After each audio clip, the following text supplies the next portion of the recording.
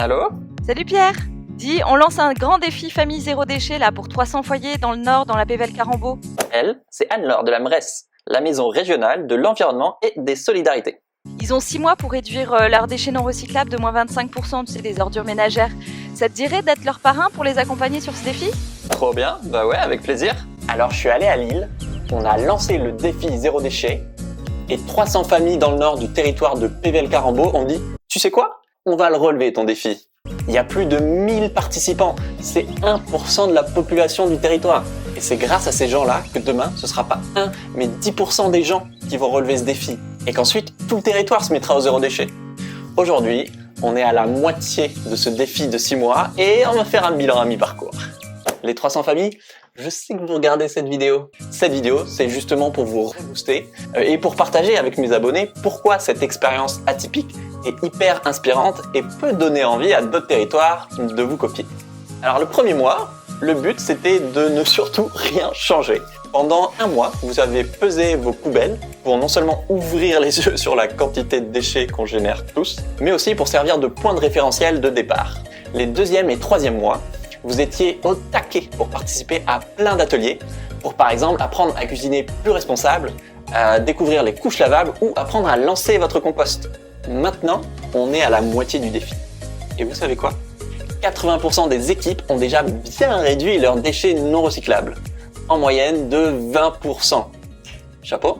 Je sais qu'à mi-parcours, il y a peut-être moins l'excitation du tout début. Vous vous dites peut-être que ça sert pas à grand-chose tout ça et que vous êtes un peu seul dans votre délire zéro déchet. Eh bien, c'est faux. Non, c'est faux. Sans le savoir, vous faites partie d'un mouvement national et international de communautés qui se bougent pour construire un avenir plus juste et plus durable. Par exemple, à Lorient, une famille sur 2 trie ses déchets alimentaires grâce à une poubelle spécialement prévue pour. Donc, par exemple, les épluchures de légumes.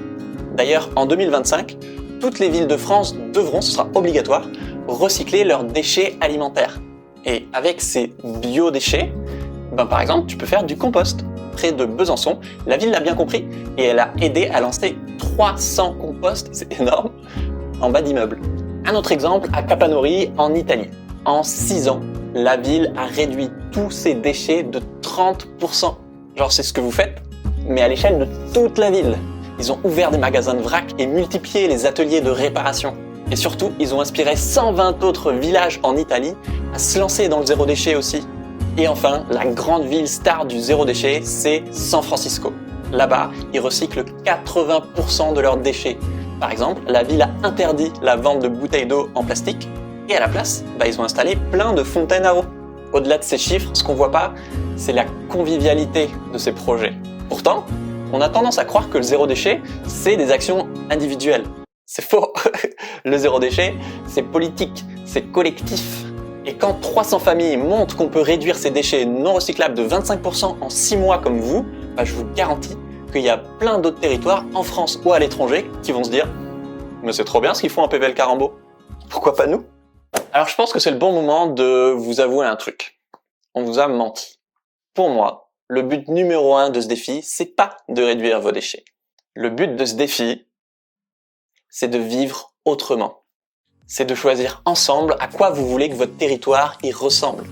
On change le monde comme ça, parce qu'on recrée des liens, parce qu'on coopère entre des citoyens, des acteurs publics et des entreprises. Et ça, c'est très puissant. Imaginez sur un territoire, il y a suffisamment de citoyens et d'acteurs qui prennent conscience qu'ils peuvent changer les choses. Alors beaucoup de choses qui sont perçues comme impossibles deviennent possibles. Et ce que vous faites avec le zéro déchet, vous pouvez le faire dans tellement d'autres domaines. J'en profite pour vous annoncer les 3 meilleures équipes à la mi-parcours qui sont sur le podium pour l'instant. La 3e meilleure équipe à avoir réduit le plus ses déchets non recyclables est l'équipe de Cisoin. En 2e position, c'est l'équipe Berzé Zéro Déchet. Et le champion à la mi-parcours est l'équipe Éco-l'équipe. Et les autres, faut aller les chercher là. Il est à vous ce podium. Alors lâchez rien les amis et je vous dis à dans 3 mois pour la fin du défi. Ciao!